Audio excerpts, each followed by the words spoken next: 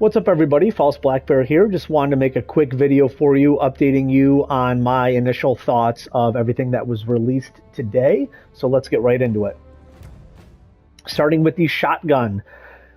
In my opinion, I really like it so far. You can see the damage is 840. This is by far the most powerful shotgun, and you can definitely feel it. It's medium armor pen. It has multiple firing modes, so you can either shoot one round at a time or you can shoot both rounds simultaneously. The neat thing about this gun is that when it comes to a reload, you actually reload both shells at the same time, so it really speeds up the reload time and it feels really good. I've noticed that you can one-shot Hive Guards, you can one-shot Alpha Commanders to the head, you can one-shot Berserkers, Devastators, you can one-shot Overseers. Sometimes it'll take two shots. Maybe I'm just missing some pellets. Maybe I'm not close enough. But for the most part, I can take them down. The other cool thing with this, I noticed that you can three-shot a charger to the rear. So that feels pretty good. And then when it comes to the AR, where is it? Right here.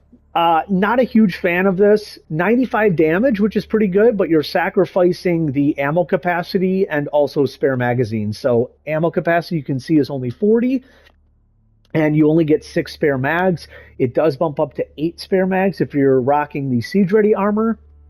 And then you do have the grenade launcher underneath. You get a standard of 4 rounds. That does not change whether you have Siege Ready armor or not. It's 4 regardless. And you get 3 grenades back for a reload or for a resupply. I did find that 3 of these grenades do take down a flesh mob, which is kind of good, but it is limited in its attachments. So you only get optics and muzzle devices. You don't get any type of other underbarrel attachments because of that grenade launcher, and you don't get any magazine variation. So you can't go with a shorter mag for increased ergonomics.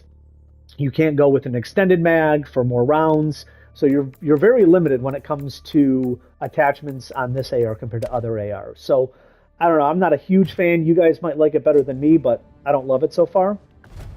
So getting into the rest of the Warbond here, I would say the armor, I'm not a fan of.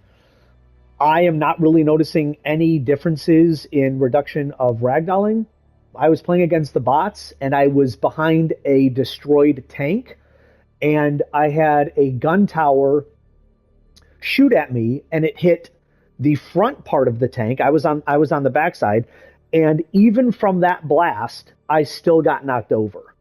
So I'm not noticing really any difference. I'm getting knocked over even when projectiles or explosions miss me or are not even that close to me. So for right now, my initial thoughts of this is it's not very good. It's not worth it. But what is worth this Warbond is this right here. The Guard Dog. This thing is insane. I feel like this thing does so much more damage than the standard Torture, because that's literally what this is. It's a Torture attached to a drone. But I feel like this thing does so much more damage, which I'm not complaining about. And I pray to God Arrowhead does not change it. But this thing melts chargers. It feels like within just a few seconds. And if you're running this thing with the spear gun or gas grenades, the combination of those 2 status effects, you just destroy enemies so quick. So this thing, it moves super quick. As you can see, it goes out and seeks out enemies. This is the reason why you buy this Warbond, in my opinion. Next, we have the defoliation tool. I'm going to tell you guys straight up, I'm not a fan. I think this thing should be a primary weapon, not a support weapon.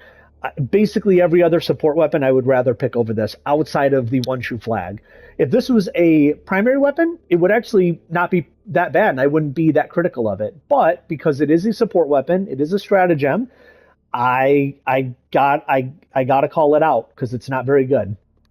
It can kill certain enemies pretty quickly. You go up to an Alpha Commander and you kill it almost instantly. You go up to Devastators, you can kill them almost instantly. Even the heavy shielded Devastators, this staggers them and it knocks that shield out of the way, and then you can get to their body and you can cut them down very quickly. It also does have a stun lock effect. Thank God. If this thing didn't have a stun lock, this thing would be probably more useless than the one true flag. However, in my experience, it seems like because it starts off at AP3, if you approach an AP4 enemy, it takes a second or so before it ramps up to AP4, and it feels like it takes, before it gets to AP4, you're not stun locking it. Once you get to that AP4, they are stun locked. However, it takes several seconds to destroy a Hulk or a Charger, and on higher difficulties, that just leaves you very vulnerable to other attacks. And so I'm not a big fan of that. Also, the hitboxes seem really weird. The swinging seems awkward. Sometimes I feel like I should be hitting an enemy and I don't. Other times I feel like they're out of my range, but I do hit them. So it's just weird. I feel like they gotta fix the hitboxes and make this thing AP4 across the board and make it a primary weapon. The other cool thing, though, that I did find is that this can cut down the spore spewers, so those trees, and it can also cut down shrieker nests. So that's kind of cool. But again, you got to get right up to the base of them, and it takes several seconds. So I don't know. I think they got to change this around a little bit. Like I said, make this a primary weapon, and I'll have a lot less problems with it. Okay, finally, the maxi gun. I don't have it unlocked, but I did play with a guy earlier today that did have it unlocked, and he allowed me to use it, so I'm very grateful for him. Thank you for that. And I'm not super impressed with this. The name is the M1000, so surely you would think that it would have 1,000 rounds. Of course it would have 1,000 rounds. It's called the M1000. Well, no. Arrowhead decided to do Arrowhead things and only give the M1000 750 rounds, which, I'm sorry, is retarded. This thing only has 50 more rounds than the machine gun, but this takes up a backpack slot and you're stationary while you shoot it. And that's the other thing too, is you can't move while you're shooting it. And I've noticed that, now maybe it's exclusive to me, maybe it's a systemic problem, I don't know, but once you stop shooting, there's a slight delay in your movement. So you're shooting, obviously you can't move, I stop shooting, and it feels like there's a half a second delay before I can actually start moving again, which doesn't feel very good. You can't dive while shooting, so if an enemy comes at you, you have to literally stop shooting and then dive.